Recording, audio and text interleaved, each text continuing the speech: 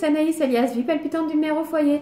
Donc voilà, donc je vous retrouve pour la suite de mon vlog de grossesse. Donc je viens vous parler de ma 20e, 21e, 22e et 23e semaine d'aménorrhée. Je suis enceinte de 23 SA plus 6 jours, pardon. Donc voilà, donc j'attaque ma 24e semaine d'aménorrhée demain. Je suis dans mon 6e mois aujourd'hui, donc voilà, je suis de 5 mois pleins. Donc notre petit cœur va arriver dans 4 mois, enfin la date prévue est arrivée dans 4 mois pile aujourd'hui. Donc voilà, ça passe trop vite, je vois rien passer, ça me déprime un peu, j'ai envie de le garder pour moi le plus longtemps possible. Donc voilà, donc tant pis, ça se fait comme ça, je peux rien y faire, hein, c'est la nature qui fait les choses. Donc voilà, donc je viens donc vous parler de toutes ces semaines qui se sont écoulées.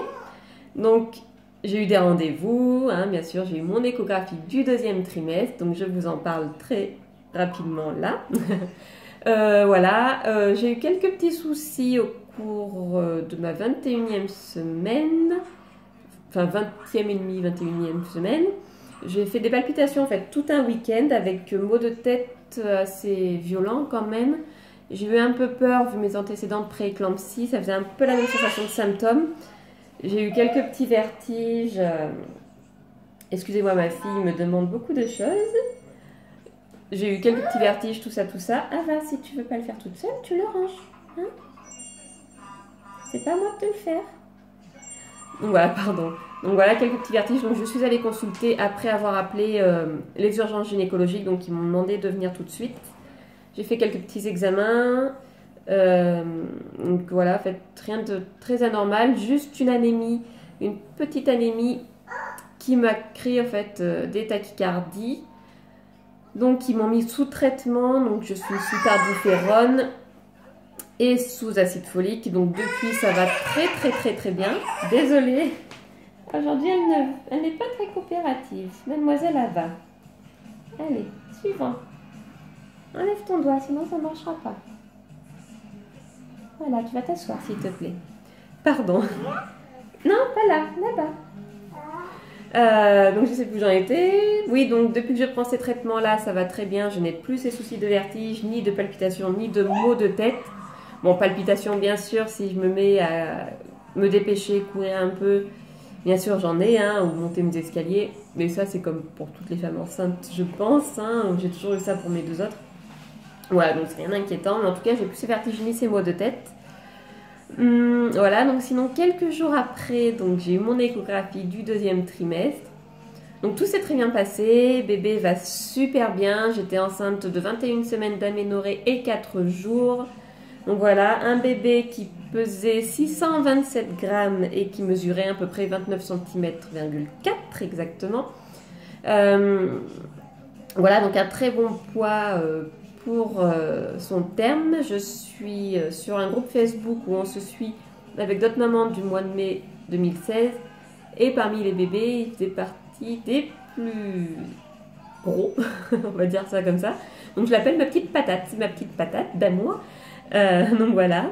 Mais de toute façon, on a toujours fait des gros bébés. Nos 2 filles étaient des gros bébés qui se sont très affinés quelques jours après la naissance. Même à la naissance, elles étaient quand même fines, mais des bons poids. Donc voilà, donc ça, moi, ça nous dérange absolument pas. Le principal, c'est qu'ils sont en bonne santé, le poids. Voilà, en tout cas, ça rassure si quand même de savoir qu'on a un bébé avec un très bon poids. Donc voilà, donc sinon tout va très bien, il bougeait parfaitement bien, il n'y avait pas de souci. On l'a vu à l'échographie 3D, il est trop beau, il a un petit visage. J'ai déjà envie de le croquer, il ressemble beaucoup à ses grandes sœurs, je trouve. Le visage un peu plus rond, enfin voilà. Un très beau bébé, forcément je le trouverai beau parce que c'est le nôtre. Hein. Donc voilà, donc on a su le sexe, donc on avait prévu de ne pas le dire, mais on a changé d'avis. Parce que beaucoup se faisaient des idées sur un certain sexe et on ne voulait pas qu'ils mettent cette idée-là dans la tête de nos filles, surtout notre fille aînée. Voilà, donc on a préféré l'annoncer, au moins les choses étaient claires. Donc voilà, donc je vous l'annonce, donc nous attendons une 3e petite fille. Et oui, encore une fille, on ne sait faire que ça, mais nous sommes très heureux de cette annonce-là. On n'avait aucune préférence pour le sexe. Donc vraiment pour nous, voilà, c'est super, on est très très très heureux. Le principal justement, comme je disais, c'est qu'il soit en bonne santé. Le reste, on s'en fout, ce n'est que détail. Voilà, nous, tout ce qu'on veut, c'est un bébé en bonne santé. Et on le veut, notre bébé. Donc voilà, le reste, on s'en fout. Donc voilà. Sinon, j'ai eu rendez-vous le 20 janvier, donc 2 jours après, pour mon suivi de grossesse, hein, tout simplement. Donc on a juste regardé le col, donc tout est parfait, il est bien haut, fermé, voilà, bien ferme, il n'y a pas de souci de ce côté-là. Pourtant bébé appuie bien dessus, je le sens, je me prends des coups de décharge, je le sens qu'il appuie, ça me fait mal par moment. Mais voilà, donc tout va très bien. On a écouté son cœur, donc tout va encore parfaitement bien. Mais bon, là-dessus, je me fais aucun souci, vu comment la puce bouge dans mon ventre. Elle n'arrête pas jour et nuit. Donc voilà, pour ce qui est des rendez-vous. Sinon, niveau symptômes, ben, je suis en forme. Vraiment, ça va, je ne suis plus fatiguée, ou du moins rarement. Ça m'arrive, bien sûr, hein, mais rarement fatiguée. J'ai un peu plus le courage de faire des choses. Voilà, j'ai quelques remontées gastriques. Bon, ça faisait déjà plusieurs semaines, hein, presque depuis le début, mais là, vraiment, ça s'intensifie. Le soir, c'est l'horreur quand je passe à table, surtout à ce moment-là, au moment du repas. C'est vraiment l'horreur, et ça me fait très très mal, du coup, ça me coupe un peu l'appétit. Mais bon, de toute façon, je ne prends pas de Gaviscon ou de médicaments de ce genre-là parce que ça me fait vomir. Et il y en a qui me disent le lait de vache, mais ça, c'est hors de question pour moi parce que je n'en consomme pas. Donc voilà, donc on prend son mal en patience, et puis bon, ça dure pas, hein. Je me couche, je me mets un peu surélevé pendant à peu près 1 heure après m'avoir mangé, et après je peux m'allonger, il n'y a plus de souci, ça passe. Sinon, la première fois dans toutes mes grossesses, ou encore à ce terme, je me sens toute légère. J'ai pris à peu près 7-8 kilos depuis le début. Mais je me sens très légère, je peux encore danser avec mes filles, je peux marcher vite, je peux même courir. Des choses que je n'arrivais déjà plus à faire pour mes 2 autres filles, je me sentais très très lourde. Voilà, j'y arrive, donc je suis contente. Je me dis, est-ce que mon ventre s'est habitué? Je sais pas, mais en tout cas là j'y arrive, je suis contente. Donc je me sens pas fatiguée, je me sens pas lourde, comme j'ai pu me sentir pour mes autres filles. Bon, je ne suis qu'à un peu plus de la moitié de la grossesse, hein, donc ça peut arriver là, ça se trouve dans les semaines à venir. Mais en tout cas, pour le moment, je me sens très bien, il n'y a pas de problème là-dessus. Donc voilà, sinon, depuis ce matin, je commence à avoir des petites perles de colostrum sur le sein droit. Celui qui fournit pourtant le moins quand j'allaite. Mais voilà, donc je suis contente parce que Ava, donc, qui a fêté ses 2 ans, donc il y a un peu plus de 2 ans maintenant, est toujours au sein. Elle me réclame toujours plusieurs fois par jour. Donc je suis contente. Donc elle va peut-être réussir, ça y est, à avoir un peu. Si ça se trouve, elle y arrive depuis quelques jours elle-même, parce que depuis quelques jours, elle me réclame vraiment beaucoup plus. Donc est-ce que c'est ça ou pas? Est-ce qu'elle y arrive vraiment à en avoir quand elle tète? Je ne sais pas. Quand je lui demande, elle me dit que non, mais bon.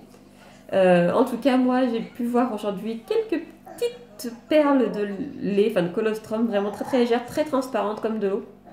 Voilà, donc je suis contente parce que j'avais très très très hâte que ça arrive par rapport à ma puce qui est toujours allaitée. Donc voilà, en gros, niveau symptômes, ce qui s'est passé pendant ces 4 semaines. Donc c'est vrai que c'est pas... Il n'y a pas grand chose, hein, à part mes rendez-vous, hein, mais bon, voilà, mon bébé bouge très bien, donc comme je disais, c'est tout ce qui m'importe. Voilà, il va très très bien. Donc voilà, donc comme j'expliquais, je vous retrouverai tous les mois jusqu'à la 37e semaine d'aménorrhée, et là, à partir de là, je vous reprendrai toutes les semaines.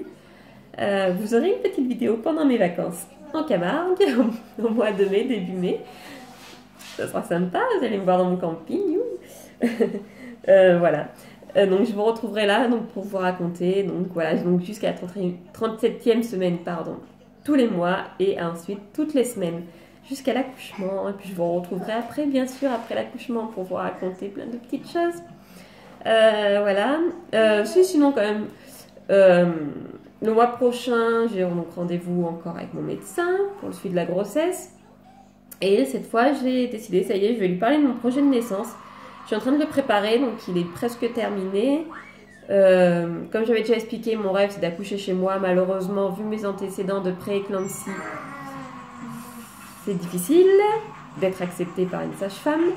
Et mes 2 filles sont atteintes d'une maladie, je ne sais plus si je vous en avais parlé, enfin bon, d'une maladie du sang rare. Du coup, bébé doit être pris en charge tout de suite par l'hôpital où mes filles sont suivies pour voir si lui aussi a la maladie ou pas. Donc voilà, il faut que j'accouche à la maternité malheureusement, sauf si bien sûr bébé arrive plus vite que prévu, que je n'ai pas le temps de partir.